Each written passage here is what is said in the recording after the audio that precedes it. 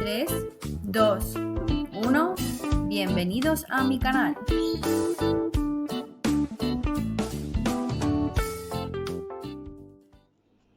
El procedimiento social. Yo lo comparo mucho con el procedimiento verbal civil, aunque tiene muchas diferencias, pero en sí esquematizado es el más parecido. Y luego aparte también tiene el monitorio, que se puede hacer una comparativa con el civil. Y el de despido es completamente es igual. El ordinario social es igual que el de despido, pero con las características que tiene. Es muy importante a la hora de diferenciarlo tener en cuenta que el procedimiento social se rige por unos principios que hace que todos los plazos se reduzcan, es decir, principio de oralidad, inmediación, concentración y celeridad. Es decir, intentamos evitar por todos los medios ir a juicio, por eso está la conciliación previa, que es obligatoria en el SEMAC, y en el caso de tener que interponer demanda, pues como digo, todos los plazos se reducen para que sea más rápido el procedimiento y no hay contestación a la demanda, por lo que intentamos que sea todo más inmediato y más rápido. Bien, pues antes de iniciar el procedimiento ordinario con la interposición de la demanda, es obligatorio en el procedimiento social la interposición de la solicitud del intento de conciliación. Es un requisito previo que sin él no es posible la interposición de dicha demanda. Únicamente se efectúa el intento de conciliación cuando sean procesos que agoten la vía administrativa, procesos que versen sobre seguridad social y una serie de procedimientos que estos son los más importantes, aunque hay otros, ¿vale? Modificación sustancial de las condiciones de trabajo, impugnación de convenios colectivos, etc. La presentación de la solicitud de conciliación o de mediación suspende los plazos de caducidad e interrumpe los de prescripción a la hora luego de interponer la demanda. Si se llega a un acuerdo en el acto de conciliación, es título para luego poder actuar, título judicial, y si no se llega a un acuerdo es cuando se interpone la demanda. Bien, es muy importante también en la jurisdicción social tener en cuenta que en primera instancia se actúa los juzgados de primera instancia en única instancia, valga la redundancia, y a continuación ya directamente nos iríamos al Tribunal Superior de Justicia, ¿vale? La Audiencia Nacional no tiene sala de lo social, como ya sabéis, entonces iríamos directamente al TSJ en suplicación o en única instancia. TSJ en el ámbito social también actúa lo que sería en única instancia. Ahora bien, interponemos demanda de procedimiento ordinario ante la jurisdicción social. Es muy importante incluir al FOGASA en caso de que tenga responsabilidades. Por si acaso es importante incluirlo, ¿vale? Es muy importante también, junto con la demanda, aportar el documento de intento de conciliación ante el SEMAC, ¿vale? No es preceptivo la intervención de abogado o procurador o graduado social o persona que pueda actuar en representación, ¿vale? Una vez interpuesta la demanda, el letrado de la Administración de Justicia comprobará la jurisdicción y competencia que se haya manifestado en la demanda, y en caso de considerar que no es competente el juzgado o no hay jurisdicción en el juzgado que se ha interpuesto la demanda, se le dará traslado a su señoría para que en el plazo de 3 días, previa audiencia de las partes y del Ministerio Fiscal, dicte auto. Y en este auto resolverá sobre la competencia, sobre la jurisdicción y sobre la admisión de la demanda. En el caso de que el letrado de Administración de Justicia advierta defectos u omisiones al redactar la demanda, se dará traslado a la parte para que subsane en el plazo de 4 días. El plazo se amplía a 15 en el caso de que no se haya cumplido el requisito de aportar el intento de conciliación, ¿vale? Si no se ha aportado el documento de intento de conciliación, no son 4 días, sino que son 15 días para aportarlo. en el caso de que haya que solicitarlo al SEMAC y demás, ¿vale? Si no es por el requisito de la conciliación, son 4 días para subsanar errores. En el caso de que en ese plazo de 4 días no se subsanen los errores, se da traslado de nuevo, se da traslado a su señoría para que dicte auto sobre la admisión a la demanda. Resuelto esto, el letrado de la Administración de Justicia, si lo considera, dicta decreto sobre la admisión a la demanda, y en dicho decreto se hace un señalamiento ya directamente de los días de conciliación y de juicio. En el mismo decreto de admisión a trámite se pone fecha para la conciliación y para el juicio por si en la conciliación no se llega a un acuerdo. Deben mediar como mínimo 10 días entre la citación que realiza el letrado de Administración de Justicia mediante el decreto y la efectiva celebración de los actos de conciliación o de juicio. Como podéis ver, va a haber una segunda conciliación. La primera fue obligatoria ante el SEMAC, la conciliación segunda ya sería ante el letrado de la Administración de Justicia. Es cumpliendo los principios de este procedimiento para acelerar, para evitar tener que ir a juicio. La celebración de los actos de conciliación y de juicio, que como ya he dicho, primero el acto de conciliación es ante el letrado de Administración de Justicia y, como es obvio, el juicio ante el juez o magistrado, tienen lugar en una única convocatoria. Es decir, ambos se convocan para el mismo día, solo que obviamente para actos sucesivos. Es decir, si se celebra el acto de conciliación, si no se llega a acuerdo, automáticamente se celebra el juicio. Si hay conciliación, se anula el juicio y ya está. Por lo tanto, en el decreto de admisión y en las cédulas de citación se hace constar que los actos de conciliación y de juicio no se podrán suspender por incomparecencia del demandado ni de los litigantes que han de concurrir a juicio, y además se les avisa de que tienen que ir con todos los medios de prueba de los que quieran hacerse valer tanto a la conciliación como al juicio. Es decir, el letrado de Administración de Justicia dicta decreto de admisión. Dicho decreto se señalan ya la fecha para el acto de conciliación y que a posterior será el de juicio si no se llega a un acuerdo, y avisa sobre todo al demandado de que si no comparece se realizará en su ausencia, y al resto de litigantes de que deben acudir con todas las pruebas de que quieran hacerse valer. Únicamente podrán suspenderse los actos de conciliación y juicio si ambas partes lo solicitan o por motivos justificados porque estén en vía de acuerdo, y en el caso de que se suspenda se señalará de nuevo el acto de conciliación y de juicio para los 10 días siguientes a la fecha de la suspensión. Y únicamente se podrá suspender una sola vez. Bien, llega el día del señalamiento y se inicia con el acto de conciliación. Si el actor que ha sido citado en forma no comparece ni alegare justa causa que motive la suspensión del acto de conciliación o de juicio, como ya hemos comentado, el letrado de la Administración de Justicia, en el primer caso, que es el de la conciliación, suspenderá el acto de conciliación, y el juez en el segundo, que sería ya el acto del juicio, pues lo tendrá por desistido en la demanda.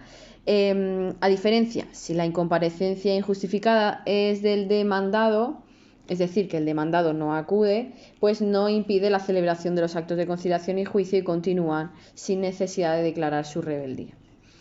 Iniciado el acto de conciliación, hay dos resoluciones: o bien se llega a una avenencia, es decir, se llega a un acuerdo y el letrado de Administración de Justicia dicta decreto, o no se llega a ningún acuerdo, no hay avenencia y por tanto se acude directamente, se celebra el juicio.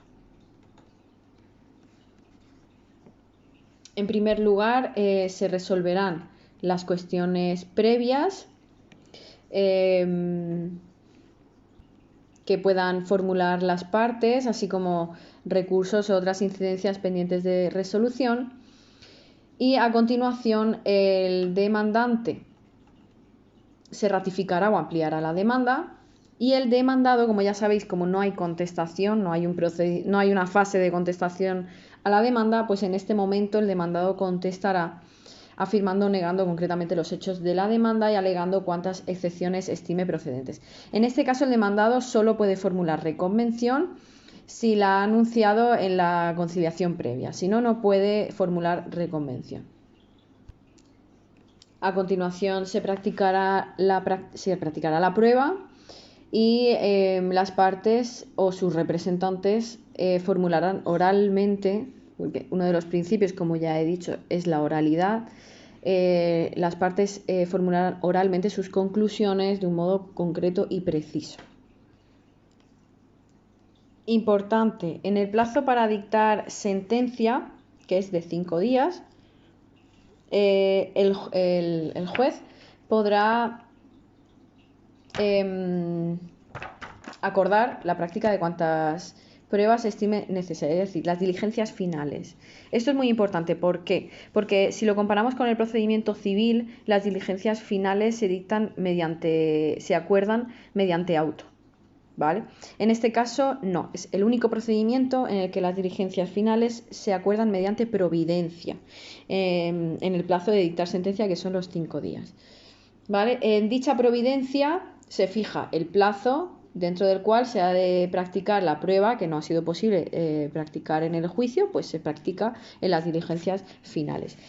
Como máximo se podrán practicar en el plazo de 20 días, ¿vale? Pero es muy importante, porque esto es pregunta de examen, es muy importante que tengáis en cuenta que es el único procedimiento en que las diligencias finales se acuerdan mediante providencia.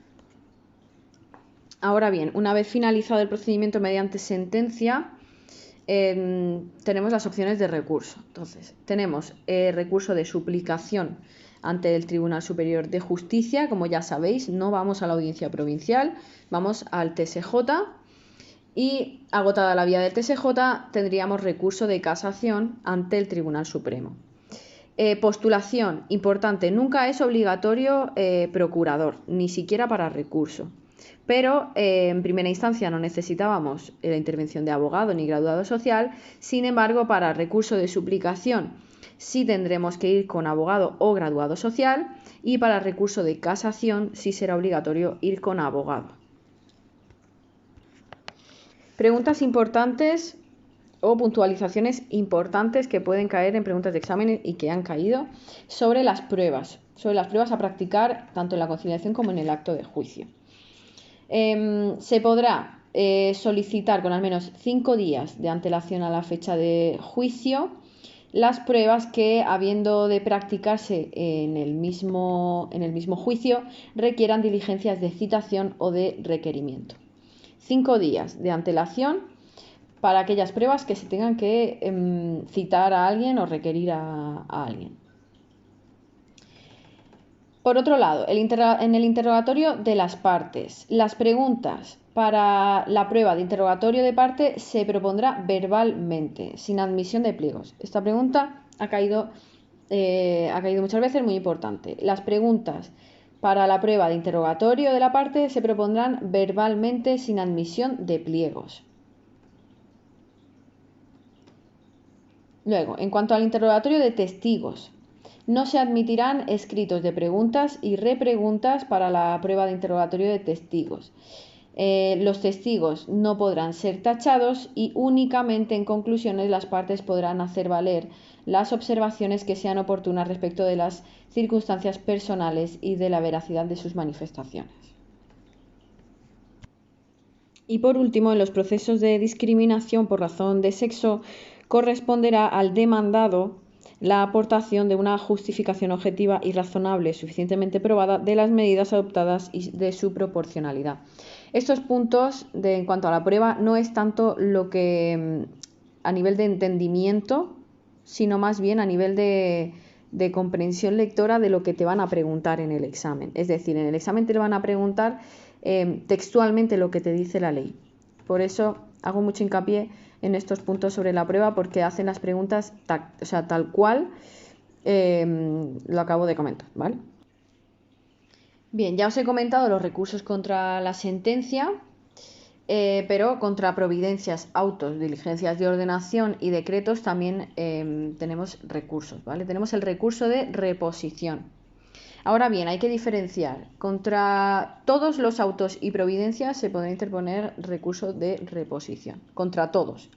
Sin embargo, contra diligencias de ordenación y decretos solo se podrá interponer recurso de reposición contra aquellos que no son definitivos. Contra los que sean definitivos, no. Solo contra los que no sean definitivos. ¿Vale? Muy importante pregunta de examen que ponga recurso, diligencia de ordenación definitiva o decreto definitivo o no definitivo. ¿Vale?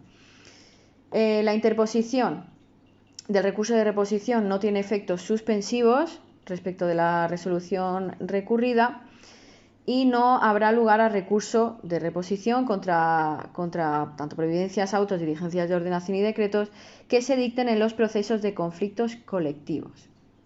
Sobre todo conflictos colectivos, también en los procesos en materia electoral y en los procesos de impugnación de convenios colectivos sin perjuicio de poder de efectuar la alegación correspondiente en el acto de la vista.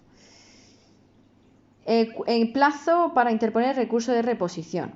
Bien, cuando se interpone contra resoluciones dictadas en un órgano unipersonal, el plazo es de 3 días. Sin embargo, cuando son resoluciones dictadas por un órgano colegiado, son 5 días. Es decir, si lo dictan primera instancia, juzgado de lo social, son 3 días. Si se dicta en el TSJ, son 5 días.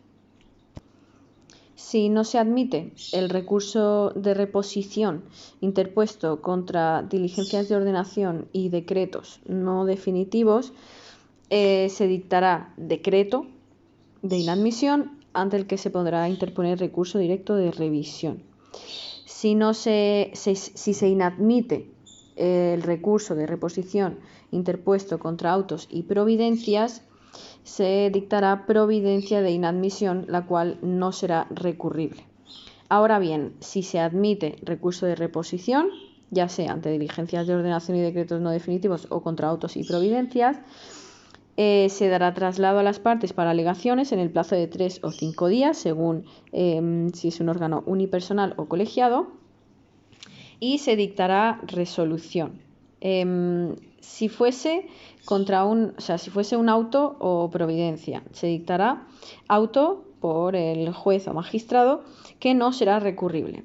Si se ha interpuesto recurso contra diligencia de ordenación o decretos no definitivos, el LAG dictará decreto en el plazo de 3 o 5 días, igual si es un órgano unipersonal o colegiado, y contra este decreto, si no es definitivo no tiene recurso y si es definitivo tiene recurso directo de revisión. En todo este proceso de recurso de reposición es muy llamativo el plazo. El plazo de 3 días si es un órgano unipersonal o 5 días si es un órgano colegiado. Siempre es el mismo plazo. Para dar traslado a las partes para alegaciones son 3 o 5 días y para resolver el recurso son igual 3 o 5 días, ya sea por auto o por decreto. El recurso de reposición es no devolutivo. Devolutivo. Se interpone ante el mismo que haya dictado la resolución recurrida. Es decir, si se interpone contra diligencias de ordenación o decretos no definitivos, se interpone ante el letrado de la Administración de Justicia que dictó la resolución, y si se interpone contra providencias o autos, se interpone ante el mismo juez o tribunal que dictó la resolución recurrida. En cuanto al recurso directo de revisión que se puede interponer contra el decreto que resuelve el recurso de reposición, se inadmite mediante providencia y se resuelve mediante auto. Este auto únicamente ya puede ser recurrido en suplicación o casación cuando así expresamente lo prevea la ley. Y por último tenemos el recurso de queja. Los recursos de queja que conocerá la Sala de lo Social del Tribunal Superior de Justicia o la Sala de lo Social del Tribunal Supremo, según los casos, se tramitarán de conformidad con lo que dispone la Ley de Enjuiciamiento Civil. Y por último, aunque hay muchos procedimientos especiales en la jurisdicción social, pero tenemos el procedimiento monitorio, que lo vamos a comparar al procedimiento monitorio civil. En este caso, a diferencia del civil, no se puede interponer el procedimiento monitorio en reclamaciones de cantidad superiores a 6.000 euros. Tienen que ser inferiores a 6.000 euros, a diferencia del monitorio civil, que no importa la cantidad. Y tampoco se podrá interponer monitorio contra empresarios en situación de concurso. El procedimiento monitorio se inicia igual que el civil por petición inicial, no se inicia por demanda. Y junto a la petición se deben acompañar todos los documentos que se quieran hacer valer. Contratos, recibos de salario, comunicación empresarial o reconocimiento de deuda, certificado, documento de cotización, informe de vida laboral, cualquier documento análogo que resulte un principio de prueba de la relación laboral y de la cuantía de la deuda. En este procedimiento, igual que en el ordinario, se rigen los principios generales, es decir, oralidad, concentración, celeridad y mediación. Procedimiento rápido. Los plazos se reducen. Por tanto, en caso de subsanación de la petición inicial, igual que en el ordinario, se concederían 4 días. Una vez admitido a trámite la petición inicial de procedimiento monitorio, el LAG dicta un decreto de admisión y en dicho decreto, igual que en el ordinario, se dicta decreto y en este decreto se requiere de pago al empresario, ¿vale? En este caso serían 10 días y no 20 como en el monitorio civil, sería la mitad, 10 días. El requerimiento de pago no podrá realizarse en este procedimiento mediante dictos y de dicho requerimiento se le dará traslado al Fondo de Garantía Salarial. Ahora bien, ¿qué puede ocurrir una vez se le requiere de pago al empresario deudor? Pueden ocurrir 3 cosas. En primer lugar, puede ocurrir que se realice el abono o la consignación del total del importe y se archive el proceso previamente habiéndole entregado la cantidad al solicitante. En segundo lugar, puede ocurrir que no se oponga, que el empresario deudor, contra quien se interpone la petición inicial, no se oponga. Por lo tanto, el letrado de Administración de Justicia dicta un decreto finalizando el procedimiento y dando traslado al solicitante para que inste el despacho de ejecución. Cuando inste el despacho de ejecución, se dictará un auto de despacho de ejecución y en ese caso el empresario deudor podrá oponerse. Dicha oposición se resolverá mediante auto y dicho auto no será recurrible. El auto que despacha la ejecución en caso de insolvencia o concurso posterior sirve como título bastante. No tiene eficacia de cosa juzgada, pero sí sirve de título a los fines de la garantía salarial. Y por último, puede ocurrir que haya oposición. En ese caso, se le da traslado al actor para que en el plazo de 4 días interponga la demanda del procedimiento ordinario que se sigue por los mismos trámites que he explicado de dicho procedimiento. Si el procedimiento fuese únicamente por reclamación de cantidad, en el caso de que se formulase oposición, el solicitante podrá solicitar, valga la redundancia, que se dicte un auto acogiendo la reclamación en cuanto a las cantidades reconocidas y no impugnadas que servirán de título ejecutivo.